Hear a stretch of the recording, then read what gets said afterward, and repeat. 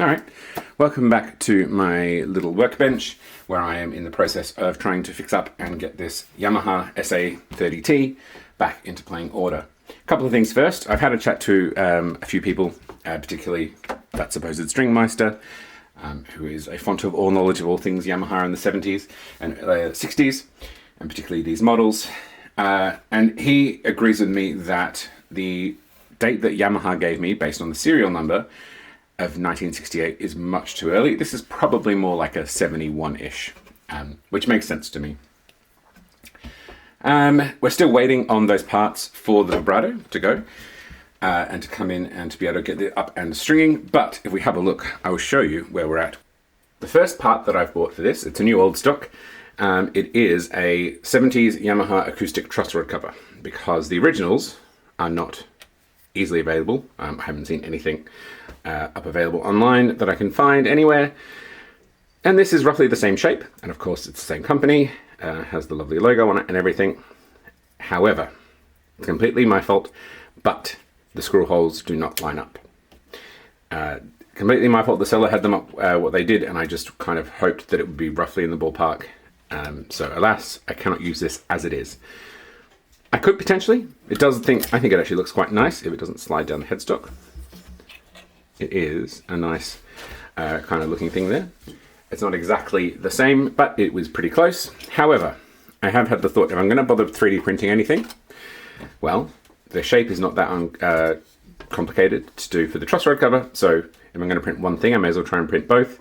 So I will try modeling a truss rod cover first. And if that works, then that's great. If not, I'll maybe able to plug the holes here, re-drill, and I can use that wooden one for the truss rod cover. Are you having fun there? What you doing, Peg?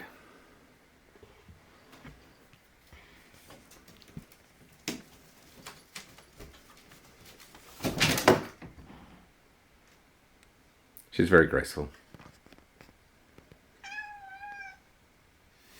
The one other thing that I forgot to check out the other week when I first had a look was the output jack cover here, which, if you might be able to hopefully make out that the plate is actually done and it's upside down. So I'm just going to go in and get, well, the 3 of the 4 screws that are there. My hope is that A, it's quite a wide cut, because if it is a wide cut, that will make, hopefully, getting into the electronics, which I'm going to have to do for the switch, a whole lot easier. It also means that this should hopefully be just a pretty simple job. If I can actually get that screw. Oh, this is a lot longer than the other one. The other thing I'm going to have to do is actually do some sourcing of some different screws, I think. And yes, so that is useful.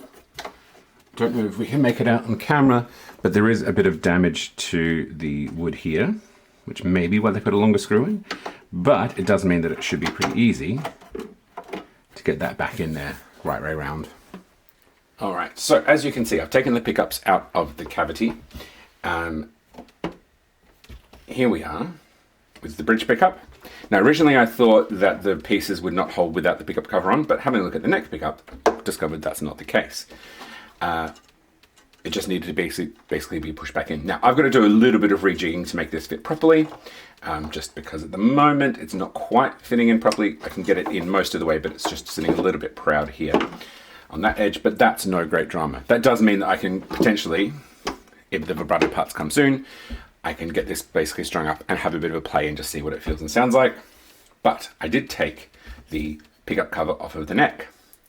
And the most fascinating thing for me, because I had not noticed this before, that the pickup cover is incredibly light, because it's not metal, it's actually plastic. It's vac metallized plastic, which does suggest that maybe what happened to the bridge pickup originally was that just the plastic cracked.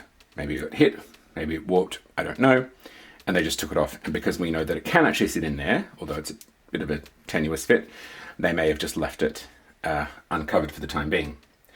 It does put one idea though that I had, which was to get a metal cover made for this a bit to rest, because if they're designed to have plastic pickup covers on them, I want to try and get close to that.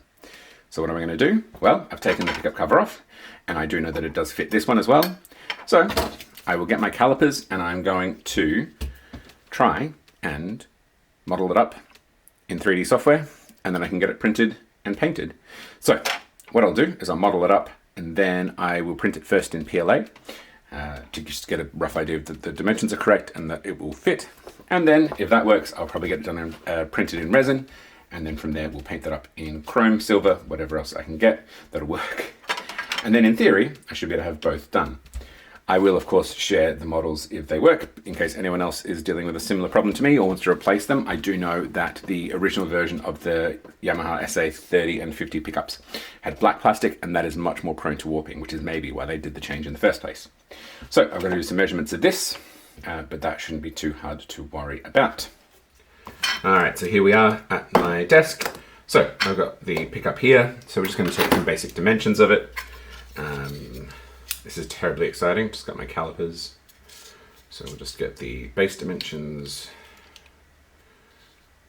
pretty much as close to 34 mil.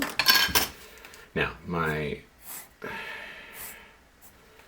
sketching powers are massively rubbish, but I should have enough to be able to tell what's going on.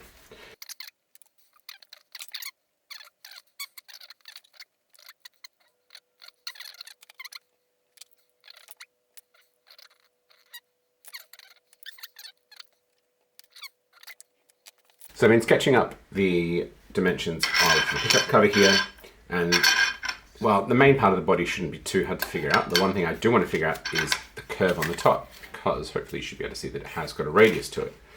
Now what I also have is a couple of radius gauges here, and I'm just going to check. So it's a little bit bigger than a 14-inch radius, almost the 14, 15, where are we? 20. Oh, I think 20 has it. So we're looking at a 20-inch radius for this. Thank you, the Dan Erlewine How to Make Your Guitar Play Great book, for those radius gauges there. For those who aren't aware, it took me a long time to figure this out. The way that we measure a radius is basically, imagine that there is a circle, and then we just take a small slice of that circle, but the curve for the whole circle will be constant. So we just go, well, the radius of that circle would be, in this case, 20 inches. So it's a bit over 50 centimeters. And that would be the size of the circle. And that would just be this angle that you would be going for. All right. So I'm going to try and see if I can get the basic proportions of that modeled out, and we'll come back in a minute. All right, so after an hour or two, I have come up with this, which I feel is a relatively good match for it. The only thing I haven't really quite figured out is the radiusing on the corners. I've got the radius, the arch of the pickup, hopefully roughly matching it there. Yeah, so I guess I'll see if I can figure out how to do an easy version of the radius there on the corners, and otherwise we'll get this printed out and we'll test it out. Alright, that might take a couple of days, so hopefully by the time I'm done with that, the vibrato will come, we can plug in the guitar and try and play. Thank you very much for watching. Bye. And my cat is deciding she wants to take part in everything again.